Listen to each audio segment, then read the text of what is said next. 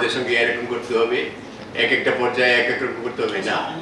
মানুষ স্বাধীন, মানুষ স্বাধীন হলে ছোট্টদেরও স্বাধীনতা আছে, সেই স্বাধীনতা মেনে নিতে হয় না।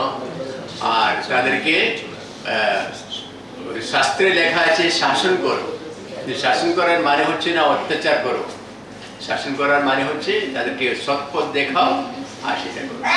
একটা ফ্যামিলিতে যখন তারা থাকে, ওই ফ্যামিলিতে তারা ফ্যামিলির সদস্য হিসাবে বড় হবে, সেইটাই তো তারা বলছে।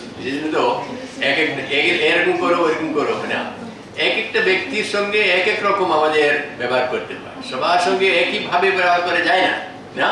সেজন্য ওই এক একটা বাচ্চার সে ক্যারেক্টার অনুসারে, তার পরিবেশ অনুসারে তাকে তার সঙ্গে ব্যবহার করতে হবে, সেটাই তো।